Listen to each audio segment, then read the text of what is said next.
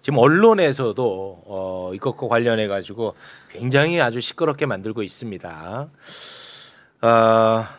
조국을 좋아할 수도 있습니다. 예. 조국을 싫어할 수도 있고요. 하지만 국가 권력이 어떻게 남용됐는지 우리가 살펴보는 것은 굉장히 중요한 일입니다.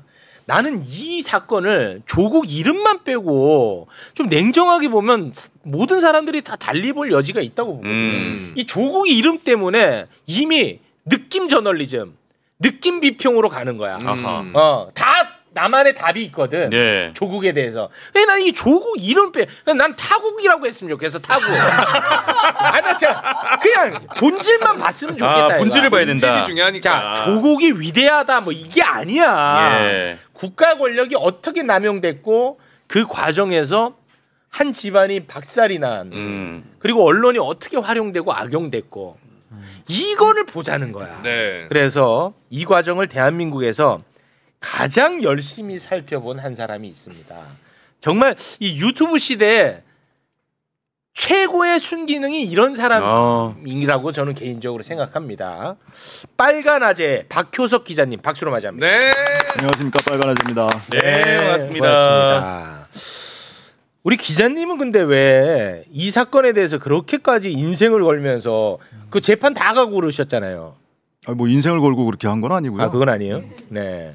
그냥 한번 보고 싶었어요. 왜냐면은 제가 뭐 현직 기자 생활할 때도 법원 취재를 많이 했었거든요. 네. 근데 수사 과정에서 뭐 엄청났잖아요, 보도가. 그렇습니다. 그때 당시 기억해 보면 뭐 기사가 100만 건이네, 70만 건이네 했거든요. 네. 근데 이제 재판이 정경심 교수 준비기일부터 시작이 됐는데 한번 직접 가서 보고 싶더라고요. 그러니까 언론으로만 막 접했던 내용들 막 지금은 잊혀졌지만 사실은 사모펀드 시작부터 시작됐다라고도 기억하는데 그때 거의 동시에 시작했던 게 웅동학원 있었어요. 웅동학원. 맞아. 근데 웅동학원 지금 이름도 이름도 맞다. 거론도 안 되죠. 네. 그리고 뭐 표창장을 위조했네 막 이러는데 궁금하더라고요. 그래서 직접 가봤는데 아니 내가 모르던 내용이 법정에서 막 나오는 거예요. 그래서 이거 계속 좀 봐야겠구나. 네, 그래서 하다 보니 여기까지 온 겁니다. 진짜 엄청난 역할을 하신 분인데 이분 거를 안 보지. 안 보지. 비판을 하려면 봐야 될 거 아니야. 안 봅니다. 이번에 이재명 대통령의 그 사면 대상자를 보잖아요. 네. 그러면은 이재명 대통령의 측근들은 다 제외시켰어요. 네. 맞아요. 그리고 본인에게 대통령 본인에게 정치적으로 굉장히 손해가 될 만한 사람들을 다 집어넣습니다. 그 점을 꼭 좀 알아야 됩니다. 네. 근데 저는 사면하기 전까지 사면 얘기를 아예 안 다뤘거든. 맨날 언론에서는 시끄럽게 떠들었지만 네. 저는 뭐 그게 사면 제도 자체에 대해서는 저는 개인적으로 굉장히 싫어하는 사람이에요. 근데 어찌됐든 이재명 대통령이 알아서 하겠지. 예. 그리고 하고 나서 지금 뭐 말들이 많잖아요. 이제는 내가 좀 이거를 다룰 필요가 있지 않겠느냐. 조국 이름 빼고 그냥 좋고 싫은 거 빼고 담백하게 가자. 네. 예, 그래도 뭐 사람들이 저를 뭐 불공정하게 보는 사람들도 있겠습니다만 한번 좀 가 보겠습니다. 네. 근데 저는 개인적으로 체육을 제가 옆에서 가까이 보잖아요. 진짜로 정치적으로 어떤 편향성이 없어요. 그 뭐 이재명 없진 않겠지. 없으려고 노력하지. 그러니까 최대한 그러려고 노력해. 왜냐하면 사석에서 얘기할 때도 이재명 대통령을 좋아하기도 하지만 비판도 많이 해요. 그리고 뭐 조국 전 대표도 마찬가지고. 그러니까 그런 선입견을 갖는 것 자체가 저는 뭐 댓글 다시는 문제가 없었으면 좋겠다는 개인적인 생각이에요. 아유, 고맙습니다. 앞으로 1시간 늦어도 됩니다. 이렇게 하면 되는 거야. 네. 좋은 본보기가 될 것 같습니다. 네. 그 전에도 한번 잠깐 얘기했는데 짧게 제가 정리하고 전문가에게 마이크 넘기겠습니다. 조국 법무부 장관이 지명되자마자 당시 윤석열 검찰총장이 저 조국이는 저 사모펀드 맞다. 저거 아주 그 범죄자다라고 해가지고 70여 곳을 압수수색을 때려버립니다. 네. 그냥 결론적으로 얘기하면 사모펀드 다 날라갔잖아. 그러니까 그냥 정치적으로 압수수색을 했다라는 거잖아. 그렇지. 그러다가 최성해 동양대 총장이 검찰에 출석을 해서 정경심 교수가 동양대 표창장을 위조했다라는 식의 진술을 해버리고 네. 이게 대대적으로 보도가 됩니다. 네. 전혀 상관없는 일 아니에요? 사모펀드랑은 전혀 관계없지. 그렇죠. 그래서 이때부터 입시 비리로 프레임이 네. 확 전환이 됩니다. 그리고 조국 후보자의 인사청문회가 있는 당일 밤 전격적으로 정경심 교수를 표창장 위조 혐의로 기소를 해버립니다. 한 번도 소환하지 않고. 네. 근데 지금까지 나온 거에 결정적 역할을 한 사람이 누굽니까? 바로 최성애죠. 최성애. 그 진술했으니까. 거기서부터 이제 완전히 바뀌어 버리는 겁니다. 네. 근데 여러분에게 한번 소개를 해드린 적이 있는데 최성애는 당시 교비 횡령 의혹으로 검찰에 고발된 상태였어요. 네. 검찰이 무섭지. 맞아. 최성애가 검찰의 회유에 넘어가서 모해 위증을 했을 가능성이 저는 높다고 봅니다. 관련 녹취가 있거든요. 2020년 12월 최성애와 조카가 나눈 통화 다시 한번 또 듣고 옵니다. 나는 그때 위기절명이었어. 왜 위기절명이었냐면은 정경심 교수가 우리 학교 있는 한은 우리 학교는 이상하게 흘러가게 될 거고, 또 하나는 뭐냐면 조국이가 대통령 되면은 법무부 장관 돼갖고 순서대로 발부가 되면은 우리나라 망한다 이 생각을 했는 거야. 매우 모해 위증을 했을 가능성이 높죠. 네. 거의 솔직히 말하면 99%잖아. 그렇지. 네. 그리고 최성애는요. 조국 장관이 자기한테 전화를 해서 네. 최성애 총장님 표창장 발부 최성애 당신이 내 부인 정경심에게 그 표창장 발부하는 거 위임했다고 말 좀 해줘. 조국 장관이. 조국 장관이 이렇게 이야기를 했다고 얘기를 했어. 최성애가. 최성애가. 그리고 그 녹취가 있다고 얘기를 했어요. 네네. 그래서 신뢰도가 엄청 올라가 버린 거야. 녹취가 있다고 하니까. 그러니까 야 이것만 딱 보면은 예. 야 조국 봐라. 얼마나 구린 게 많으면은 최성애를 통해서 위증을 이렇게 부탁을 했을까 이렇게 생각을 했단 말이야. 그래서 여론이 확 뒤집혔단 말입니다. 그런데 그것은 기자가 시킨 거짓말이다 라는 이야기를 우리 기자님 앞에서 한 영상이 있어요. 그래요? 예. 네. 그리고 2023년 최성애가 어떤 연단에 서서 조국을 막기 위해서 내가 작업을 했다 이렇게 자백하는 영상도 있습니다. 네네. 영상 보고 오겠습니다. 그때 조국 전 장관을 전화를 바꿔줘서 통화했다고 하셨잖아요. 했지요. 그 녹취록 있다고 하셨잖아요. 녹취록 갖고 녹취록은 계십니까? 있다 했는 것보다 처음에 있다는 소리 안 했어요. 나중에 하셨죠. 예, 처음에는 뭐냐면은 녹취록이. 아니 그러니까 이거부터 확인해 주세요. 중앙일보 기자가 이야기를 하더라고. 그 녹취록이 왜 없다고 이야기합니까? 있다고 이야기를 해야지 저 사람들이. 아니 뭐 녹취록이 없다 하면 저 사람들 계속 세워댈 거라고. 중앙일보 기자가 허위 주장을 사주했다는 말씀이세요? 중앙일보 기자인지 하여튼 뭐 기자가 한 80여 명 중에 또 말을 바꾸십니까? 한 사람이니까 잘 모르겠어요. 어떤 기자인지. 근데 그러면 그때 사실과 다른 주장하신 거는 인정하세요? 녹취록 있으십니까? 녹취록이 없는데 근데 왜 있다고 하셨습니까? 이야기 돌라고 하라 그래.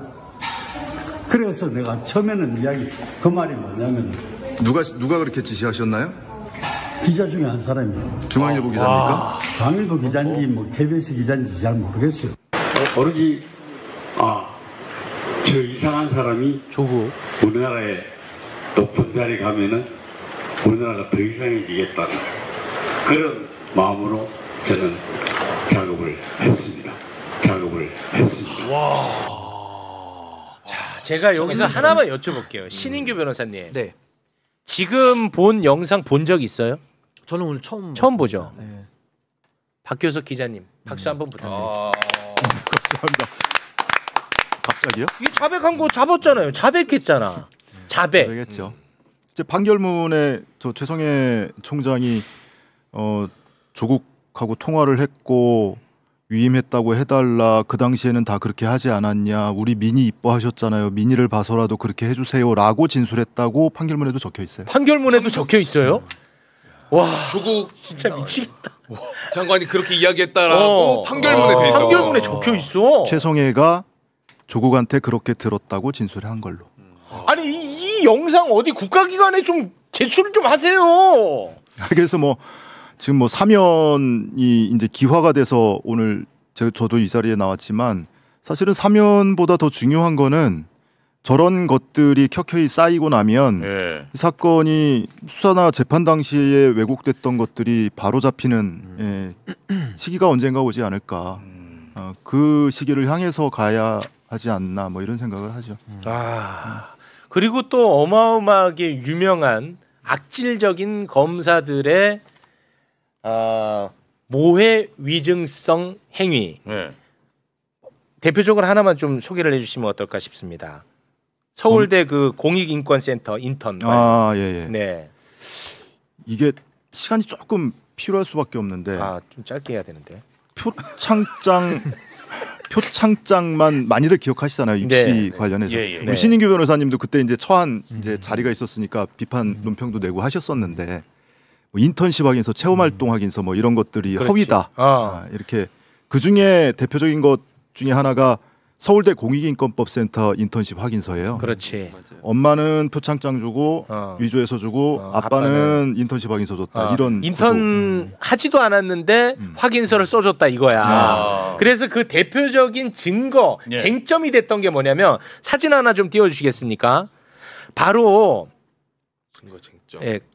이 세미나에 조민은 인턴십을 위해서 나는 저기에 참여를 했다라는 주장을 했었고 검찰에서는 참여를 안 했다라는 입장이었던 거예요. 이 관련해서 굉장히 슬픈 이야기가 많아요. 요거 좀 설명해 주십시오. 그러니까 그 확인서에 담겨 있는 사실관계는 두 가지거든요. 세미나에 참석했다. 참석했다도 아니에요. 세미나를 위해서 인턴십 활동을 했다 이렇게 써 있는데 어쨌든 세미나에 참석했느냐 그리고 그 이전에 사전에 인턴십 활동을 했느냐 두 가지가 이제 사실 확인 대상이었는데 재판 과정에서 저 영상이 제출이 됐어요. 우리 딸 여기 있지 않느냐 이렇게 제출을 했고 국가수 감정까지 했습니다. 동일인일 가능성을 배제할 수 없다. 그 예전에 그 김학의 사건 때 김학의 이 국가수 감정했거든요. 그 영상을. 그때 써 있던 게 동일인일 가능성을 배제할 수 없다. 이 결론이었어요. 또 근데 김학의로 확인이 됐잖아요. 조민 씨도 동일인일 가능성을 배제할 수 없다 써 있는데 조민도 본인이라고 그러고 정경심 교수도 최후 진술에서 어떻게 엄마가 딸을 못 알아볼 수 있겠습니까? 저거 제 딸 맞습니다. 그리고 친구의 진술 있잖아요. 친구. 그런데 그게 유죄 판결을 받았던 이유는 정경심 교수 1심 법정에서 조민 씨 고등학교 때 친구 2명이 출석을 해서 난 조민 내가 그 자리 갔었는데 조민 안 왔다. 조민이 왔으면 내가 기억을 못할 리가 없다.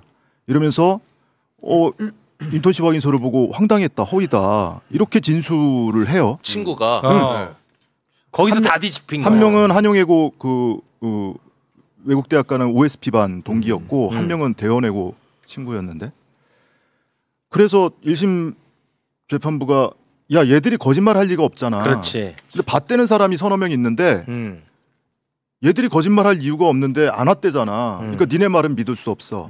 그래서 이 2명의 진술을 근거로 해서 유죄 판결한 거거든요. 거기 안 왔다. 근데 이 2명의 친구가 정경심 교수 1심 유죄 판결 끝나고 조국 대표 재판이 진행 중일 때 다시 한번 증인으로 출석했어요. 조국 대표 법정에. 이 중요한 얘기입니다. 거기서 양심 선언을 합니다. 그 친구들이요? 네. 뭐라고요? 저거 조민 맞다. 내가 검찰 조사 받을 때도 조민 맞다고 진술했다. 딱 보자마자 조민이라고 했다. 근데 진술서에는 안 써 있어요. 2명이 다. 지금 봐도 99% 조민이다. 내가 기억이 안 나는 거는 그때 조민이 왔는지 안 왔는지 또는 대화를 나눴는지 안 나눴는지 자체에 대한 기억이 없는 거다. 조민이 오지 않았다라는 기억이 아니고 진술서에 진술을 했는데도 그렇게 써 있다는. 그러면은 이제 1심에서 유죄 판결했던 근거가 사라지잖아요. 판결 조국 대표 재판이나 정경심 교수 항소심에서는 판결이 뒤집혀야 되잖아요. 그냥 안 뒤집혀요. 왜? 조민이 왔든 안 왔든 상관없어. 그거는 판단할 필요가 없어. 왜? 그 이전에 보름 동안 인턴 활동했 했다고 했는데 그거 안 한 거잖아. 그러니까 이거는 판단 대상도 아니야. 그리고 그냥 눈치고 넘어가 버린 거예요. 와 진짜 너무 그리고 그 학생 중에 한 명은 그 이틀 뒤엔가 본인의 SNS에 장문의 이 참회 글을 썼단 말이에요. 잘못했습니다. 제가 지금 나오네요. 민희 가족분들께 진심으로 사과드립니다. 조민 씨가 맞습니다. 분명히 참석했습니다. 이렇게 참회 글을. 근데 이 친구를 뭐라고 할 수가 없죠. 안타까운 그 일이었고 저 학생 가족이 엄마 아빠가 검찰에 11번 불려가서 조사를 받았고요. 저 장군도 검찰에 3번 조사를 받았는데 첫날 처음 조사받을 때 변호인도 없이 가서 새벽 3시 반까지 조사했어요. 심야 조사. 3차 조사를 아침에 출석했거든요. 근데 조사 시작된 게 오후 1시 반이에요. 그래서 3시간 반 동안 뭐 했냐고. 그때 검찰이 영상을 보여주면서 진술을 받았어요. 뭐 했겠어요 그때? 신윤기 변호사님 뭐 했겠습니까 그때? 뭐 아무래도 지금의 검찰을 놓고 본다면은 뭐 회유나 이런 것들이 했을 가능성이 크죠. 의심되죠. 그리고 저 친구 아버지도 출국 금지되고 강하게 수사를 하니까 말이 되냐? 아니 출국 금지를 그러니까 그 아버지가 장영표 교수 당국대 장영표 교수인데 그때 왜 기억 떠올려 보시면 스펙 품앗이 막 이런 표현 언론에 등장하고 그랬잖아요. 네, 그 사이다 이거예요. 그러니까 서로 이렇게 뭐 스펙을 밀어줬다 이런 대상이어서. 그러니까 너네 집안도 한번 좀 들어갈래? 이거야. 그러면은 봐봐. 예를 들어서 우리 집안이야. 너야. 근데 조민 아니다 한마디면은 다 해결될 것 같아 분위기로. 그럼 아니라고 할 수 있잖아 솔직히. 우리 집안이 다 망가지고 있는데. 아니, 그러니까 그 학생이 젊은 학생 얼마나 무서웠겠어요. 무섭지. 새벽 3시까지 첫날 불러가지고 그래. 변호인도 없이 자기 가족들 다 털리고. 그렇지. 그러니까 뭐 출국 금지 당하고 이런 상황이 되면 이 아이는 그렇게 결정할 수밖에 없다고 저는 보여요. 검찰이 얼마나 악랄하냐고. 한 가족을 이렇게까지 풍비박산 만들 수 있다는 협박을 통해서 진술을 바꾸게 만들었다. 이게 어디서도 못 들을 수 없는 얘기 한 가지만 말씀을 드리면 저 아버지 장현표 교수가 법정에 증인으로 나왔단 말이에요. 그리고 이제 증인 신문을 다 끝냈어요. 네. 그럼 재판장이 이제 퇴정하세요 할 거 아니에요. 네. 근데 장현표 교수가 증인석에서 일어나서 검사석으로 갑니다. 재판이 진행 중이에요. 네. 근데 검사들한테 인사를 하고 악수를 청하면서 검사님들 고생 정말 많으셨습니다.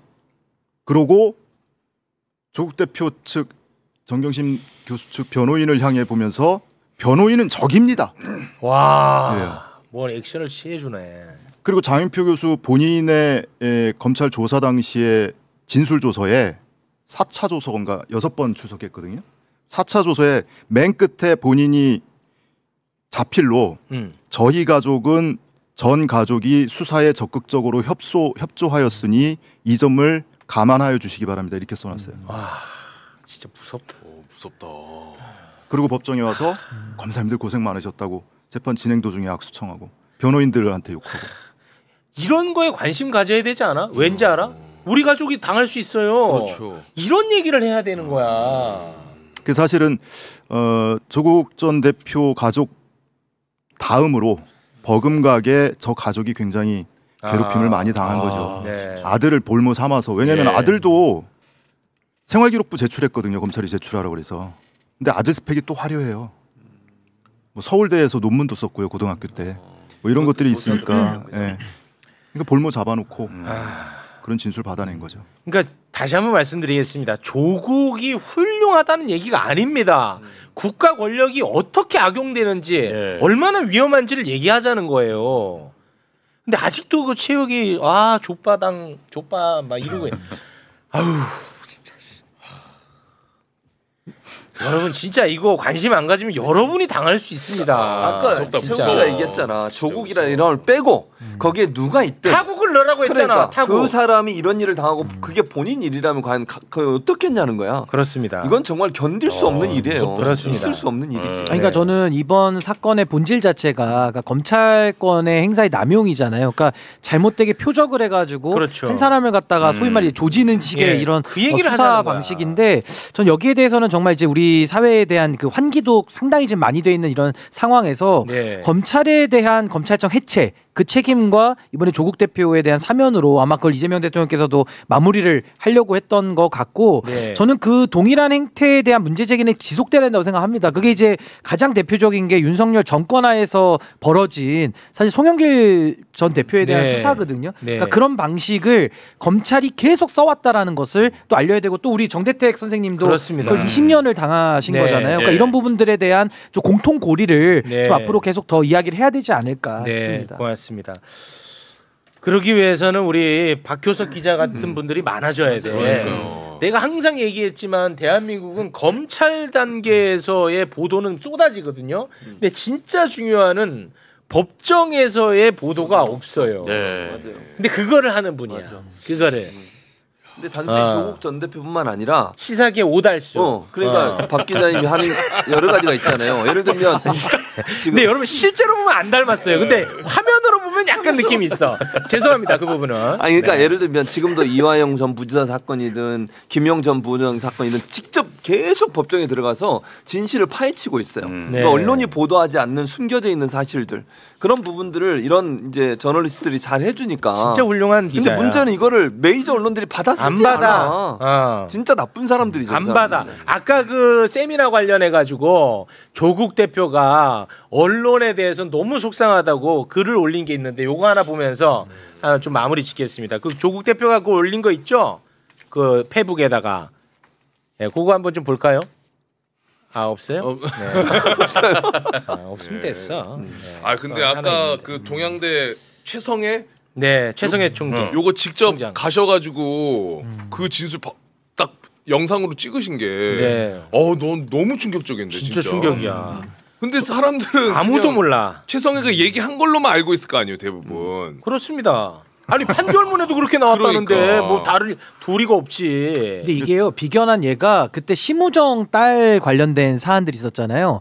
거기에 대해서는 언론이 쓰지도 않았어요. 그러니까 보도도 안 되는 상황에서 당시 이제 조국 전 장관 사건에서는 뭐 언론이 뭐 엄청나게 그때 당시에 썼던 것도 좀 기억이 나고 네. 그러니까 그런 또 차이점도 있기 때문에 이건 아마 검찰과 또 언론과의 그런 관계성 이런 부분도 한번 더 반성을 같이 해야 되지 않을까 그런 언론이 생각이 진짜 듭니다. 무섭네. 언론이 제일 언론이. 문제라니까. 언론. 그 대비가 되잖아요. 그러니까 최성애 말로는 없다고 했는데 아이 왜 그걸 없다고 하냐 있다고 해야 지금. 아니 그러니까 네. 그 말도 믿을 수가 없어요. 아, 그 뭐 말도? 그것도 예. 최성애 총장 스타일이 뭔가 하나의 단서를 가지고 여기에다가 이거저거 살을 막 붙여요. 그래서 하나의 사실에 여러 가지 허구를 섞어서 그것이 진실인 양 얘기하는 스타일이라서 네. 어디서 어디까지 거짓이고 사실인지는 참 판단하기가. 근데 녹취 없는 거는 뭐 그거는 사실이고 그건 거짓말한 것도 사실인 거죠. 그 아니, 부분은. 뒤에 가서는 또 그래요. 한 5, 6초 녹음이 됐더래요. 아이씨. 아이 거기 근데 아이 뭐 장난치. 약간 뭐 하는 거야? 뭐야 이 사람. 근데 그걸 기자가 지웠대요. 에이. 약간 뭐야 이 아저씨. 약간 명태균 계열. 약간 계열이 비슷해. 아이 할아버지 뭐야 도대체. 아니 근데 문제는 언론이 그 최성애 총장 얘기를 또 다 써줬으니까 이제 그게 문제라는 예. 거예요 사실 본질 자체. 그 많은 분들이 기억하시는 장면 있잖아요. 최성애 총장이 9월 3일 검찰 조사 받고 새벽에 나오면서 어두컴컴한 검찰 현관에서 교육자의 양심을 택했습니다. 이러면서 발급해 준 적 없다고 했던 그 장면. 굉장히 신뢰감 가는 표정과 영상으로 그 얘기를 해서 거기에 많은 사람들이 아마 속아 넘어가지 않았을까. 하는 생각이 아 그 조국 대표 페북이 준비됐다고 하는데. 네. 야 이거 보면은 진짜 이게 진짜 기가 막힙니다. 그 아까 얘기했잖아요. 조국 그 딸 친구. 그 조민을 본 기억은 없다. 하지만 조민은 맞다. 인 건데 네. 조민은 맞다 얘기는 싹 빼. 그리고 서울대 세미나에서 본 기억 없다만 딱 쓰는 거야. 뒤에 얘기는 쏙 빼고. 그러니까 본 기억 없다라는 게 안 왔다라는 의미가 아니고요. 왔는지 안 왔는지 그러니까 그거 자체가 기억이 안 나요. 그렇지. 근데 사진하고 영상 보니까 그럼 조민 맞네. 맞다 했거든. 근데 뒤에 거는 빼.